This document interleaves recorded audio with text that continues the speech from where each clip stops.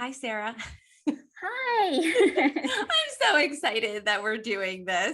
Me I know too. you had posted, because I had posted the little teaser with you and the other ladies that I'm going to be interviewing in May, and how honored you were to be interviewed in their company. But I when we first connected, which was all through Rama Drama, Yep. and I was looking at podcasts that was interviewing, rom-com type people, and I found your podcast that you do with Julie. Yes. It's Unbuttoned Suspenders, right? Opposite. Suspenders It's unbuttoned. unbuttoned. That's right. I do that Yes. every single time. Yes. That's okay. Suspenders unbuttoned. Okay. Yeah. So I want to know first, because I want to talk a little bit about your podcast. I watch it, but I don't know a lot about how it came about. So first of all, how'd you come up with the name? Okay. Well, the name kind of came after. So Okay. I'll start from the beginning, and you'll probably hear my kids in the background. That's quite all right. So we met, much like you and I met on a Facebook group page, and we were in a When Calls the Heart Team Nathan page, and we sort of all connected over that show. And Gabby, our other podcast partner, who's been on maternity leave since the day we had our first one, she had her baby. Excuse me. She pulled us into like a chat, and we just all started chatting. There was 5 of us originally. And I randomly one day said, hey, here's our Instagram page, and here's the login and the password, and let's just have some fun with this, like all this silly stuff. So we became kind of like a Team Nathan When Calls the Heart page. And then what we realized is that we spent a lot of time talking about other things to each other and not just the show. So after our team lost with the outcome of the love triangle, we decided to kind of shift gears a little bit. We took advantage of that. So we were called Hope Valley Suspenders, and we switched the name to Suspenders Unbuttoned because the song Buttons by the Pussycat Dolls kind of became our joke anthem. Oh my gosh. So we were posting, there was like these scenes where Nathan would have like an unbuttoned surge, and everybody just kind of like ate it up. Like it was just funny. And it sort of became like our little anthem. So we decided we had to use buttons in our title. And also, if you go more meaningful, it means like we unbuttoned our focus, like we opened it up to whatever we felt like posting about. So that's a long answer, but that's the truth of it. We used to go live on Instagram, and then people would say, like, we started a Facebook group because the group we met in had shut down, and a lot of people wanted to keep the community alive. So, we're not that big of a Facebook group, but it's kind of a lot of the same people that we used to have conversations with. So yeah, that's it. The podcast again happened by accident. They were like, you guys should start a podcast. And I'm like, I hate my voice. Like, it's the last thing I want to do. But we just did it one day, and we realized, like, hey, it's really fun to connect with people that you would never think you would connect with. So we're just kind of in it for the fun of it. Yeah. And it's so funny because when I saw it, I assumed that it had been on for years. Like I was like, oh, this is so great. So they're established, and like, so this weekend, they're able to get these people. So maybe I'll be able to get these people, but you started in November. We started in November. Yeah. Yeah. And then my first episode didn't air until February. So I didn't realize how close together like we were as far as like creating it. Because I think you had reached out to me and you're like, we have no idea what we're doing. And I'm like, well, what do you mean? I'm like, you're like, oh, we just started in November. And I'm like, oh God, are you serious? That's crazy. Yeah, we literally have no clue what we're doing. Oh, yes, you do. Well, you guys use a pretty unique platform. Don't you? Because you go live. We go live with your guests. Right. Well, I can't take credit for that. We were invited on to Everything About Hallmark podcast with Roxanne. She had found us because she had seen like all of our groups starting, and she just thought it was interesting what we were doing. So we were invited on, and that's how we found the platform. And she goes live as well on YouTube. And we were like, okay, well, this could keep our live kind of community alive. And then there were people in the Facebook group that didn't have Instagram, and it kind of worked out where like we could stream live onto YouTube and onto Facebook. So most of the time, those people that like to go live with us will jump on. Right. But we're still a really tiny group and a tiny podcast, but we've gotten lucky. It's just a lot of making connections, reaching out to people. I don't have your puppet. It's upstairs in my room. Yeah, we have to. I don't know what you said. Oh, no, hold on, Mom. I hid it upstairs. Go find it. Oh, my daughter made brownies, and now my little one has like chocolate like 10 o'clock. I love it. I'd have a brownie that early for sure. Oh, that's so cute. So while we have your kiddos, because I can see somebody, there he is. There he is. Still in his pajamas. That's quite all right. No one's going to know what time it is when we. It's the ball pit. That's what you're saying. They're inside the truck. You can get the balls out of the truck. I put them in there. And then you need to take them to the living room, please. Yeah. She's so cute. So who is that? So that's Wes. He's my youngest. He's 4. Okay. And he knows he's the baby. And the last baby.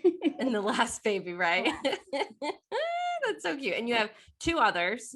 I do. I have my oldest is turning 12 this summer.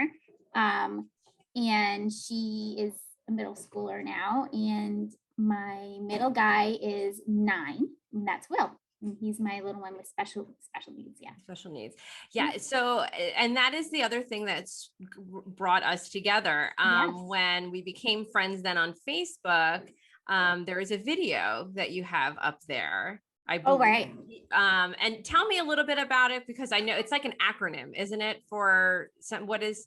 So I think what you're talking about is the video I did for the Doman method. So we have been on a long journey, as every mom of a special needs kid probably can very much relate to. And Will had been in a school for diverse learners, and it wasn't going too well, not as well as we thought. But then the pandemic hit and they did virtual, and that obviously did not go very well. So I use that time, and I don't know about you, Jen, but I go through cycles where there's times where I'm like totally fine and we're in a great space, and then something will happen and I'll be like, what do? I have to do something. Like I'm missing something, and I start deep diving. I'm in every Facebook group, like, what didn't I try yet? What haven't I done yet? And this name kept popping up. And when I would research Doman International, I couldn't find a whole lot about it, but it was been around since I think the 50s or the 40s, like it's been around for a long time.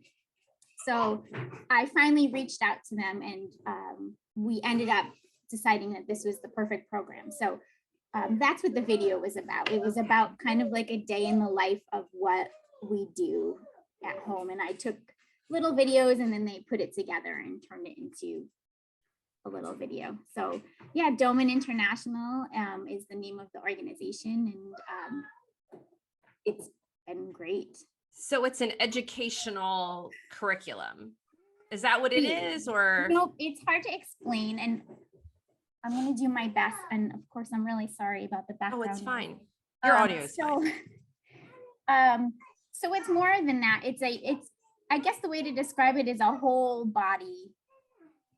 They work on your whole body. So basically what it comes down to is when you have special needs, you have some sort of a brain injury, right? So there's different parts of your brain, different ways it's affected, or severity and all this stuff. So you go and I should have it here too.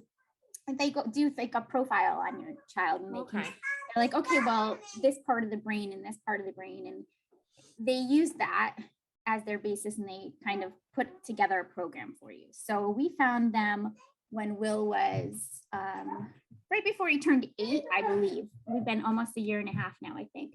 And it's a whole body approach. So they do nutrition. We had already been in that world, like very, very deep.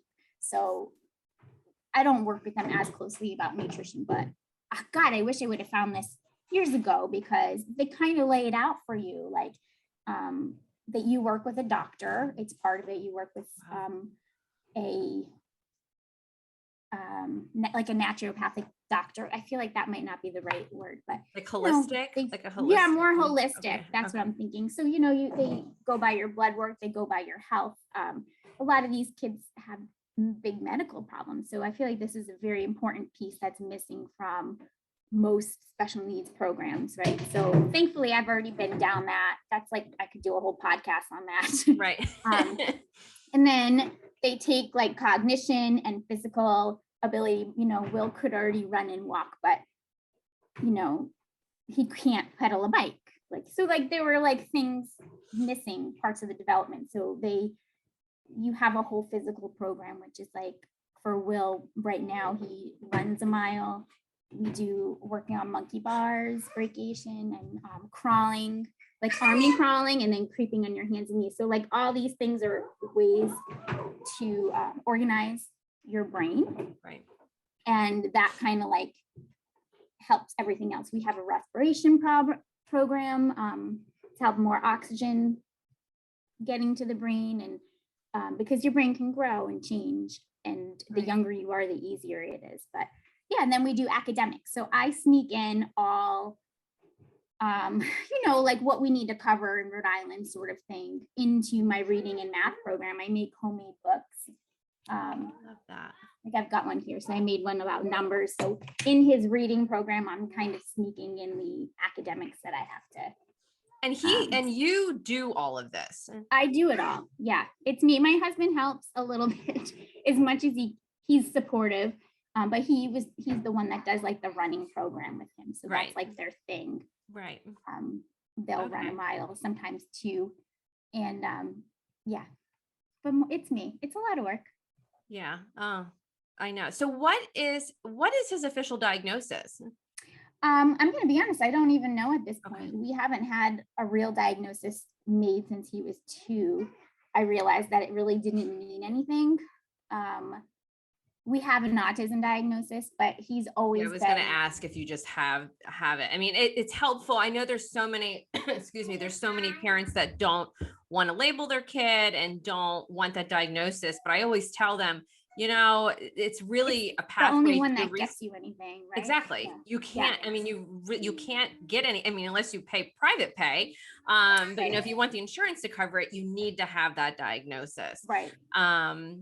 So yes, he can fit on that spectrum easily, but a lot of times, like when he first got the diagnosis, the psychologist, I think she was a psychologist that we went to, she was like, he doesn't really fit on there, but we can squeeze him in because he's got, the developmental delays, he's got language, he was barely talking then, and so he can certainly squeeze in. And then there's days where you're like, oh yeah, this is the right one. And then there's other days where you almost don't know, that something's up. So he squeezes in there pretty easily. But, we also struggled with apraxia of speech. That was another official one. We worked closely with a speech therapist for many, many years. But yeah, it's tough. And you said 2? Age 2 was about when you started seeing, or no. So I went to school for early childhood education. So I had all my, my textbooks out all the time, right? So with my daughter, she was early on everything. So she was talking in full sentences at, I don't know, really early. So I started noticing what happened was he was sick. So we had health issues, but at the same time, I started realizing that there was developmental issues, but everybody was saying, oh, it's because he needs tubes. And that's why he's not talking. And like, I had to fight for services for a long time. I had to fight for early intervention.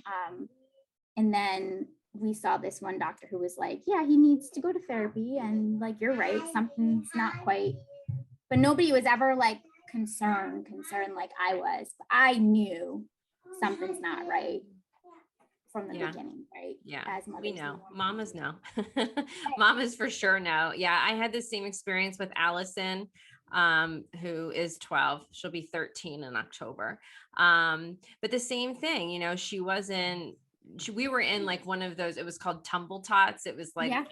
you go, and there's like 10 kids in the group and your kid just acts different. Yeah. Like there's 10 kids.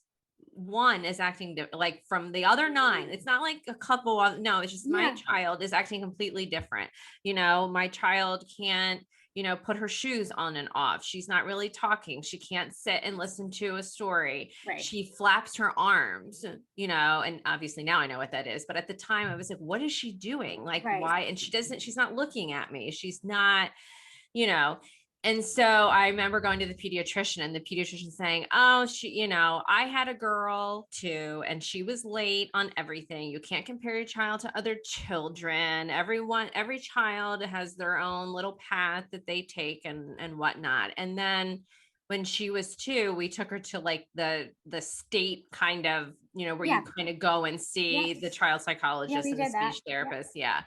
And they knew within like minutes of seeing her that she was autistic. They're like, she has autism, like hands down, you don't need a second opinion. And it was so crazy because the way that they determined it, the way that they kind of knew right away, we walked in and these rooms are so small. We walked into this little room. It's like the worst environment. It is the worst environment for a kid to do anything. Like I felt uncomfortable. I can't only imagine she was very young. Obviously she was like 2, but she could walk, and everything. And we're sitting there. They have her at a desk with these 2 women on the other side. And then we were kind of behind her. And I remember the lady going, Allison, where is your mommy? And she did nothing. And I went, Allison, where's your daddy? And like a typical 2-year-old would turn around and like go to that person. And she literally looked at both of me and my husband and goes, she has no idea who you are. And I'm like, well, first of all, that's probably not the best way to be explaining this to me. And then she followed that up with, do you think if somebody grabbed her, she would scream? And I'm just like, first of all, what parent thinks of that? Why are these people so shitty? I had one of those too. And I walked away. And I was like, I'm not sure. But to your point, I've never heard her scream. Like she's never made that sound. As an infant, she would cry. But as a toddler, I've never heard her scream for anything ever. And so, that was our first experience with all of this. And then I remember the drive home. I think every parent kind of like remembers when, a doctor finally like sheds a little light on kind of what is going on. But it's like, your kid needs speech therapy. There's a 6-month wait list. But she definitely needs it like right away. And it's like, okay, you're like, what am I supposed to do? So they print out like all the resources, and of course, Palm Beach County is 2,000 square miles. It's ginormous. So, I mean, it's like 3 hours from top to bottom is how long it takes. I mean, it's huge. So they give you this alphabetical list. I mean, it was, she said, just start calling, see if they take insurance. And, of course we're like, well, we don't care about that. And if we have to go broke trying to, get our kids services, that's what parents do. Right. Exactly. Us too. And I remember though, going down the list and I finally got to, first of all, nobody was taking new patients. We're not taking new patients. We're not taking new patients. We're not taking new patients. We don't take your insurance. You're too far for us, whatever. So we finally got to the B's. And there was a place called Butterfly Effects. And I remember calling the lady. I mean, this was hours after the diagnosis. I mean, nobody waits, right? Like there was no morning period. In the car. There was like, okay, let's start calling everything. We were on Amazon ordering every autism book you could possibly find that had 5 stars. We're like, you read this one, I'll read this one. We'll compare notes, so we can kind of figure out what our game plan is going to be. And I remember calling this lady, calling Butterfly Effects, and she could kind of hear in my voice that like I was just frazzled. And she was like, when did you get your daughter's diagnosis? And I was like, like 2 hours ago. And she's like, this is going to be like a really tough thing. She was the first person that actually listened to me and like validated Yeah. that calling all of these people totally sucked. Yeah. Like it was horrible. And that was like the first lady that I cried to. Like I cried to her for like 20 minutes and she stayed on the phone with me, but that's who we ended up going with. And we were able to get 3 hours a day. A person came 3 hours a day, every day, and started working with her. And so I think the biggest challenge for my husband and I was we didn't know how to interact with her. Like she didn't play like a typical 2-year-old, right? So she's not interested in Barbies or dolls or anything. She liked like chip bag clips and like ran. And I'm like, why are we buying you toys? Like you play with a box, like what, so, and then understanding why that was, and then all of her sensory processing issues and, all of that stuff just start in her food aversions, which was like a huge thing, for us too. I have to say, I'm really thankful. I'm so thankful that we never had to deal with that. Like he's always been, like a super eater, but also we had allergies. So that was one of the first things that kind of popped up and started this whole thing. And sometimes I forget about it. And as I'm listening to you talking, it's like all rushing back to my head. Yeah. Oh my gosh, I remember. It's like, that whole thing of kind of just not knowing.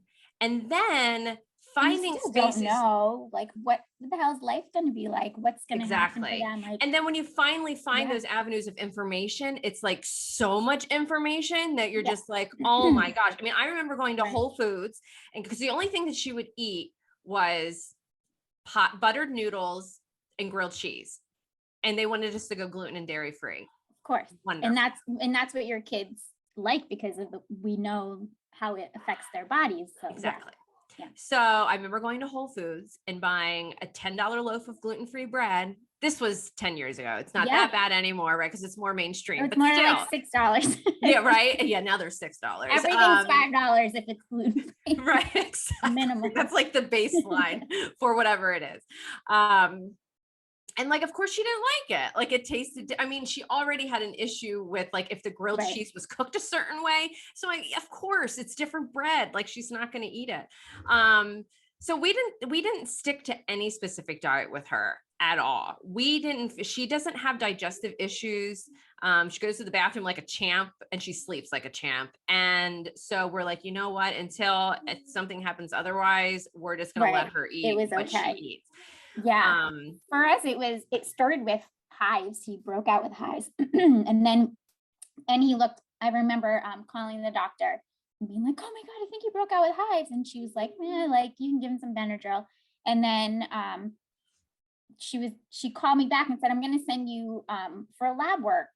But he was 9.5 months or 10 months, maybe he was 10 months. And she said, I'm going to give you his 1-year lab work at the same time. So you only have to do one blood draw and you're not going back in like a month, So we go and we get his blood work back and we get called into the office, and the doctor, who we don't usually didn't see, she was like white. And I'm like, oh my God.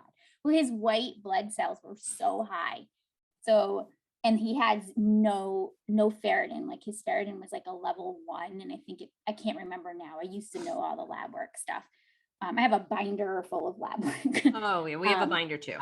So that started our journey, and he was followed by the hematologist for a long time.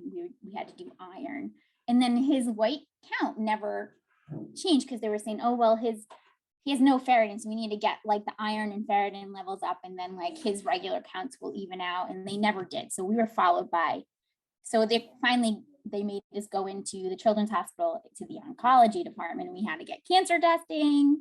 That was like the worst time of my life, really. I was like, I don't care what special needs he has, like, please be healthy.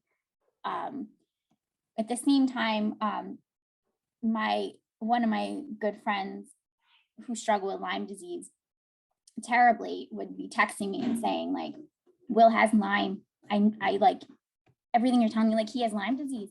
And I'm like, he doesn't, because he's never been bitten by a tick. And now we live where ticks are rampant. We're very aware of them. I grew up with them like in the woods kind of. Yeah. And then she's like, there's something called congenital Lyme disease. And so of course I go down my first deep dive, right? Well, maybe probably my second, of being a mom. Yeah. And I'm like, oh, no way. Like, other things kind of happened and like pointed me in this direction. And I'm petite, right? I'm just barely make 5 feet. I weighed under 100 pounds my entire life until I had babies. I weighed 86 pounds. And I was going through Dunkin' Donuts and getting donuts every other day because I was just trying to like gain a little weight. Yeah. It was like a test in my mind. I'm like, am I just stressed out and not eating? Because that happened. And I'm like, I can't gain weight. Like, and I'm always tired. I went to my doctor and I'm like, do I have Lyme disease? No, you don't. He totally brushed me off. Wouldn't even test me for it. Tested me for like thyroid stuff. I left him. I went to my husband's doctor and he's like, of course you probably have gotten bitten by a tick and not seen it. Like, you have a lot of hair and those suckers are really tiny. So he tested me. We couldn't find anything. I have this wonderful angel neighbor who we moved away from, but we're still in touch. But she, one day, I remember dropping my daughter off at preschool and I called her because her son had autism. So all this is all happening kind of at the same time, right? We're health. I already know he's behind. I have him in early intervention. I don't think we had a diagnosis, but like, I'm not dumb. I've been researching this. So I reached out to her.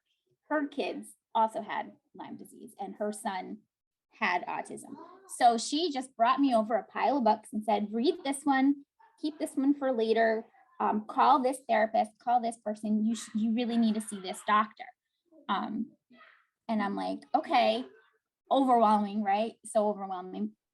But I had her as somebody I could reach out to. So I remember dropping my daughter off one morning at preschool and I'm in the parking lot and she happened to call me and she's like, I really think you need to go see this doctor. And he's been on TV before. His name is Dr. Bubolis. He's in Connecticut.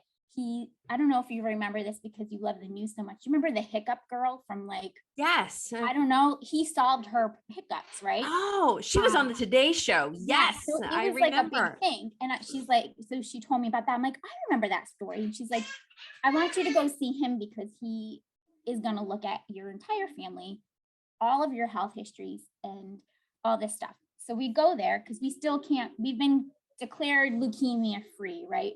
But his white count is still high. We've been to Boston Children's because we're an hour, 40 minutes or an hour away from there. Nobody knows. The doctors even said, hey, we presented his case to the whole New England, whatever medical board, and nobody has a clue. Right. So like, he'll probably outgrow it. And I'm like, he's going to outgrow his white count cells. Now I know his body it was full of inflammation. So now I can see a little bit of what they were saying, but I'm like, there's a problem and I want to know, is it connected to his development? So we go to this doctor and he's looking through the binders. He's like, yeah, this isn't cancer. And he's like, he has Lyme disease. I'm like, what? I'm like, no. And he's like, he has congenital Lyme disease. He was born with Lyme disease. I'm like, but I don't have Lyme. I tested. And he goes, I don't care what your doctor told you. I'm telling you, I'm going to test you. And I guarantee you we're going to find something. And they did. Wow. They found it. We all had it. I passed it to my daughter and my son. Will, stop. He's barking at somebody. Oh, I love it. Being It's silly. so funny. So yeah, that's a really long story. I mean,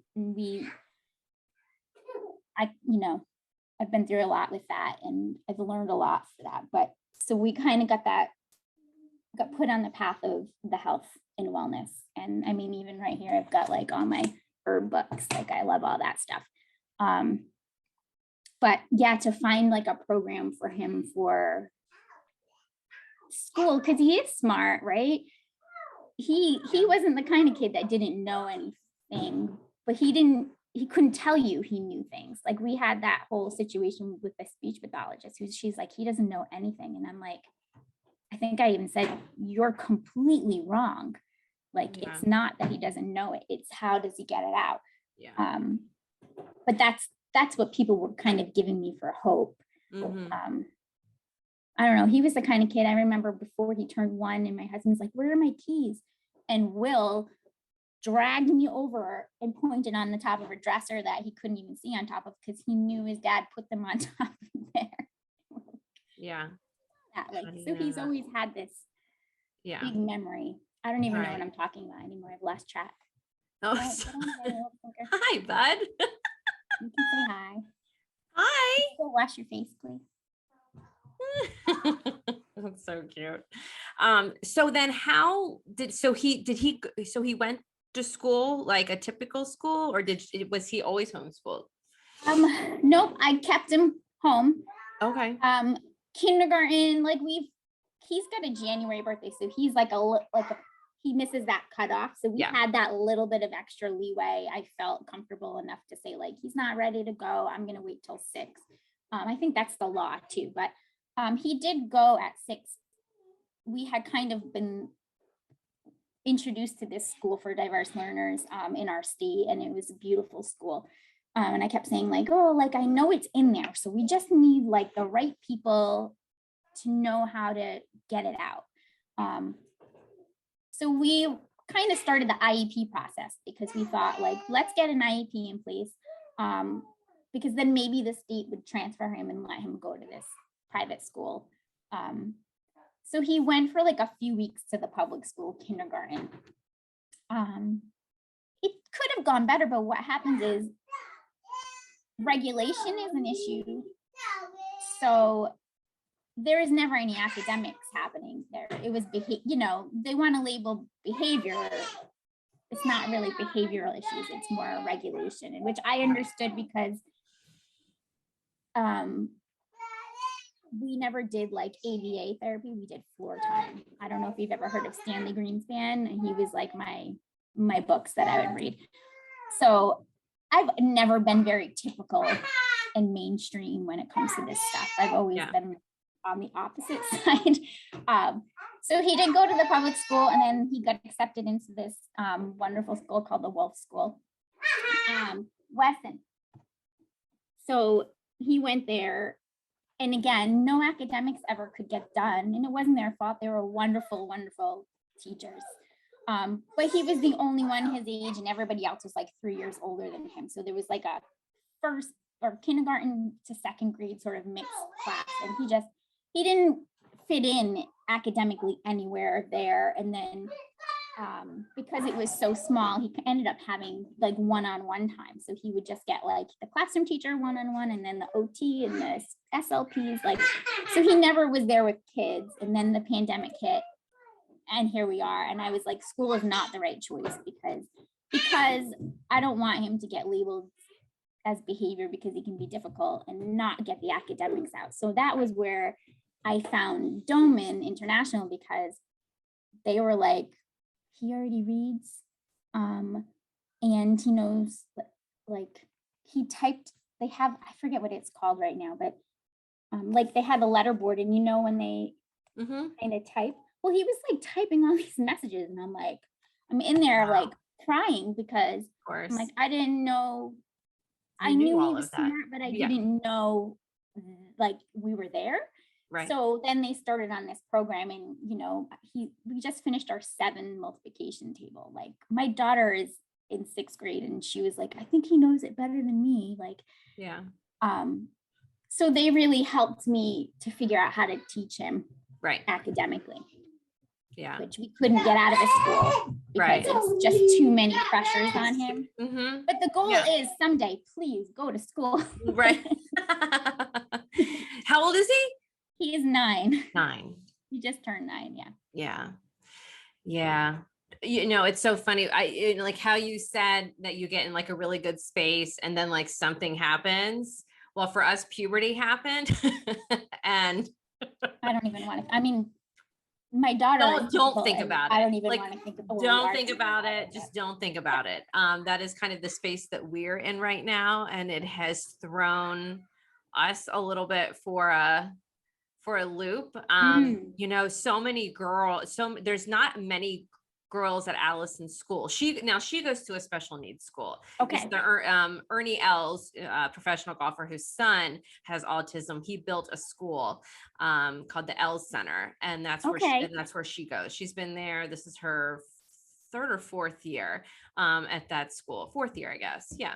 And it's all children that are on the spectrum. So, the classroom sizes are small. There's only 8 kids in our class and 2 teachers and 1 assistant.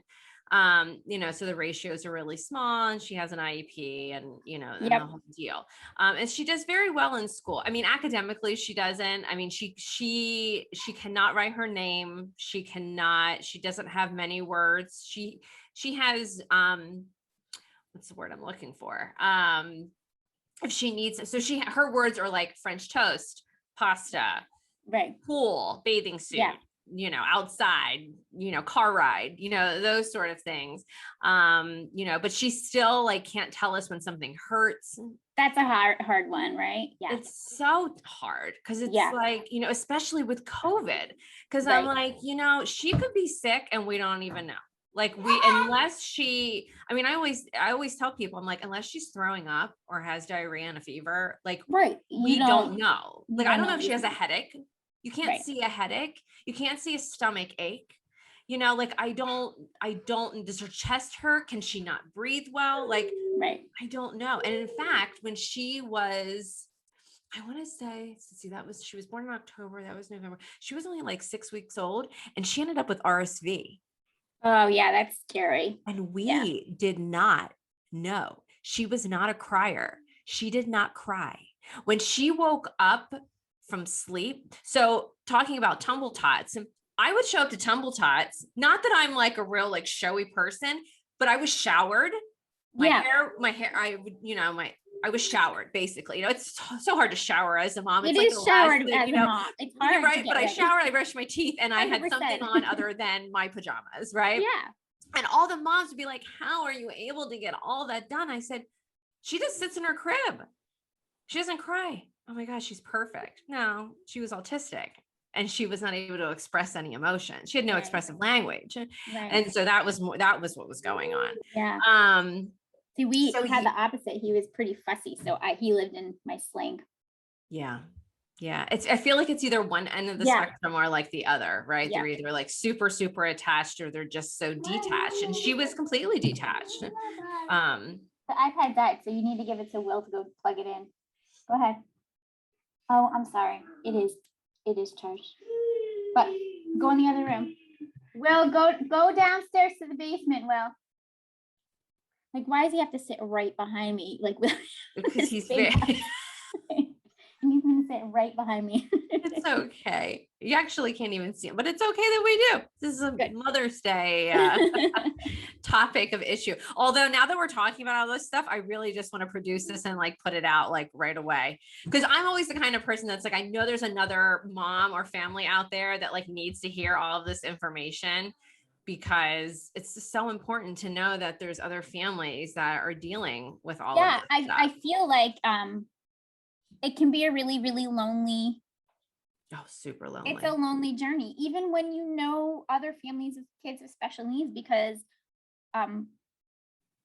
even just getting together with people can be really tricky. Like we live in this cute little neighborhood, and we have friends in the neighborhood, but like sometimes my girlfriend will text and be like, "Do you guys want to come over for dinner?" And I'm like, can you come here? Because at least he can go to his room and shut the door if he needs to go away.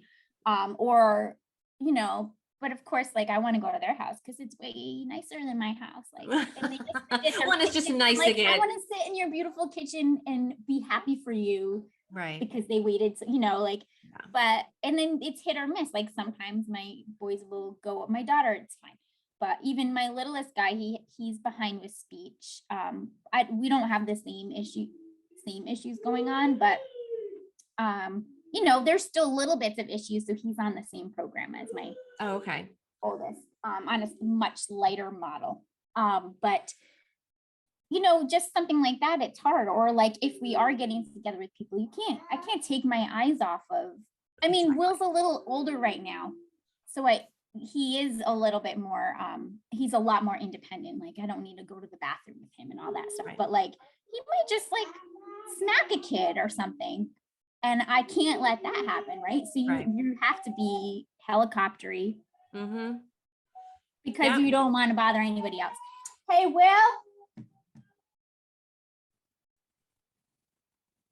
you need to stop.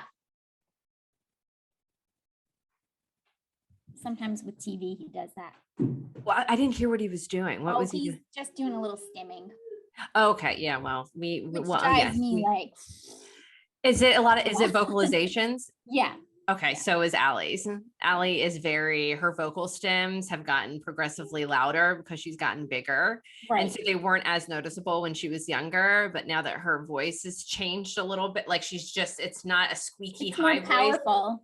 Yes, that's a great word. It is so much more powerful. And it she did it the other day. We were in the grocery store and she was like right here, like she was very close to me and she did it. And my ear literally was ringing the entire time we were in the grocery store. I mean, that is how loud and powerful it was. And I was like, you can't do that. And her other thing, and this is so not funny, but because of COVID, she loves to go up to people and like yell in their face. And I'm like, you cannot. And then she coughs, but it's not like a real cough. It's like an attention getter cough. She's like, and I'm like, you can't do that. Like, I know. You can't do that in school. They're going to send you home. No, not at all. You can't get your germs on people. They're going to be so upset. Yeah. But exactly. Just something as dumb as running to Target. I go in the morning. I mean, I think the employees now know me. I've been going there since before my kids were born. So they've seen me pregnant and they know, like I have to put Will in the carriage 99% of the time. And then I got Wes strapped in because I'm like, if somebody runs, I need like containment. Yeah. So when it's just me. And then I think too, like I've been going to the gym. Maybe I turned 40 last summer and I was like, I have to do something for myself. Like my kid is going to be bigger than me and he's already I was strong. just going to ask that question. What if I need to like tackle him to the ground one day? So that's why I kind of started I only go 2 times a week, but at least I feel stronger and I feel like I'm taking care of myself because really for 10 years I haven't, or maybe 12 because my daughter will be 12. So you've got to think about all that kind of thing.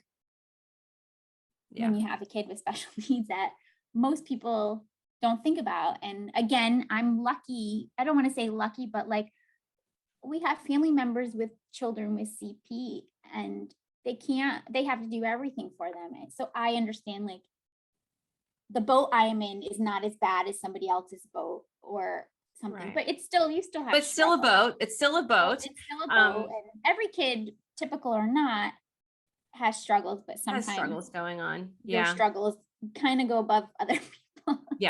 No, and I think, for me, one of the, like when we got her diagnosis, that was one thing. And so we're like, you kind of only think maybe like a year out, which is like, okay, so academically, she can't write her name, but we'll get there. Or she can't, when you said your son couldn't pedal a bike, Allie was the same way. So we put ankle weights on her, which is what helped her feel her feet on the pedals. And then she learned how to ride a bike. So now she rides a bike, or not it's a tricycle. She can't, her balance is not well, but, and she taught herself how to swim. Like gross motor things become very easy to her. Coming. Yeah. Fine motor, forget it. Fine motor is a whole another story. Yeah. She does not like coloring. She doesn't like making necklaces like that a typical 12-year-old girl, would like to do. That is just not her jam at all. Yeah. We just recently added handwriting into our program. I was trying to find. It's so like, we have everything. We have in fact, the desk that I'm sitting at was the desk. So she went virtual. We kept her home for a year because of COVID. And we have, you've seen all this stuff like matching the first sound of whatever. It's so funny that I have all this stuff in here. But yeah, and we have, Allison's morning meeting, like, how do you feel and all the stuff, And I was terrible at that. They always wanted me to do the pecs and I was like, I just can't. No, because then you have to have a picture for everything. Oh my gosh, my I mean, it life got has never been that easier. organized. It got easier when the iPad and the Prolico came out. And so Right, she right. does use Prolico at school. Not a lot. I think that, she doesn't use it at home at all. She does not use an iPad to communicate at home. Because she can communicate at least the basics to us. Mhm. So we, kind of know, like, she goes to bed on her own. Like, she'll say, I want to go to bed, bed is what she says. Kind of sounds like iPad. That's what we thought it was Yeah. for a while, but she was saying, bed. But it wasn't until recently, because, I obviously have a ton of friends that have kiddos on the spectrum, but then, I have friends that have, obviously typical kids, and, and they're typical kids that are the same as Allie, experiencing different things. And that's for me, that was like the hardest part, was kind of Right. like, and then even thinking even further ahead than school, that, like, well, obviously the main one being that she'll never live independently, like, ever. Like, Right. that's just not in the cards for her. And we've Right. accepted that. And so, emotionally we have to accept it. Financially, we have to plan for it. Yeah. That's a whole nother That's a whole, side of like, it, right? thing, This pushed my husband, who's always been driven, but he completely, this has been a driving force for him, and it's given him courage to take leaps and do different things. And because he's like, what if he has to live with us, or what if he can live independently but he can't really support himself as well as somebody else? Because we don't know yet. We also have NASA. I don't really care what people say. We'll cross that bridge in another 10 years. Yeah. But we kind of have plans in our mind, like, how could we make this house so he could live here but live independent? Like, you've got all this stuff going, and your kid is like 5, and you're thinking ahead, what most parents don't need to think of. So God, the stress of it on top of you, it changes you. In addition to the day-to-day things. Yeah. I mean, for you, home, I mean, lucky we have, a school now, and I'm okay with this, but it's a 45-minute drive each way. I mean, the school's not close. Yeah. And that's her, right. And her being on the spectrum was a big reason why we didn't have any more kids. I mean, right. I was like, personally, for us, like, I cannot handle that. Like, I just want to, for me, it's just like, all the money, all the whatever is just going to go into making sure that she has the best life that she possibly can. Yeah. But on the flip side, I was a woman who wanted to have a whole table full of kids, and I was an only child. So right. I wanted, I didn't want my kid to be an only child, and how great to have another kid because she's special needs, and then have some, what happens when we die, like, and all you go down like these things, and it's just like, it's so hard to make, because these aren't simple decisions. These are decisions that I don't think that there's a right or a wrong. I think you just have to do what's best in the moment, really. Like, deciding to try for a 3rd kid was not an easy decision. I mean, not at all. I think what kind of tipped the boat for me was, we started out saying we wanted 5 kids. I mean, I didn't for a long time. My husband's like, I want a basketball team. Right. So 3 was kind of like our magic number. And then Will was about 4, I think. And we had just moved into this house, and it was like on the table, and I'm like, you know what? Worst case scenario, he has a best friend, right? Like, he has another sibling to look out for him. And if this one has special needs, then they can be best friends together or whatever.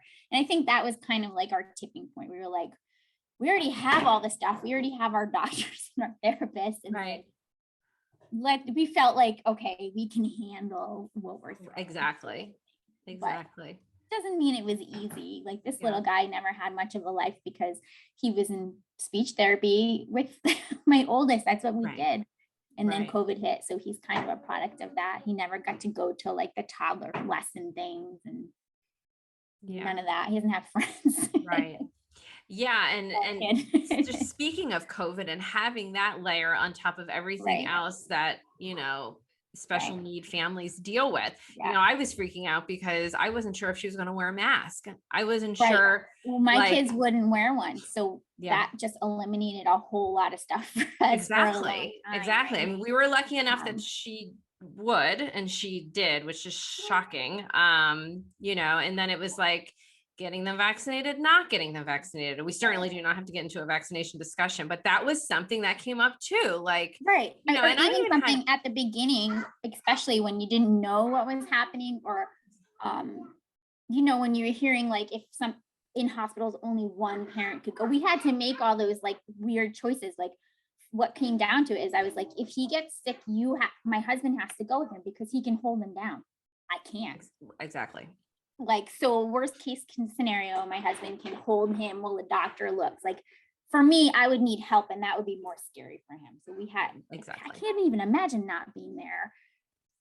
But we had just something as little as that, which I'm sure even for every kid, you have to kind of make those choices. But with your special needs kid, everything is just a little bit elevated. Mm-hmm. I don't know. Everything's a little bit scarier. A little bit well, harder. And there's all these little details that you have to think about that typical parents don't have to think about. Right. I mean, it's all like, I know that, Allison can't like take a pill, like she can't swallow a pill. So everything has to be either, taken to a pharmacy to be compounded down or mixed with something, or it has to be given orally, but she won't take it. She can't use a spoon. It has to be a syringe. Like, I mean, there's all like, these are things that, and even medical providers, which still, they don't think about that. I mean, I think when they look at a family, they think every kid's just typical and this is how it's going to be, and so, and not to mention that, Allie can't tell them, hey, I can't use a spoon. You have to you just have to know, because if you try to do it with a spoon, she's going to smack it out of your hand. Medicine's going to go everywhere and she's going to get scared. Like, it's, you know what I mean? Like, we try to contain and try to make it as typical as possible so that we don't have to. And I do this all the time is, as much as people should be accommodating, I am always the one that is trying to accommodate. So even like when you said about your friend inviting you over for dinner, you're like, you know what, just come over here. Like, it's just, like, if we're in my house where I know all the safety perimeters, like I know I can relax.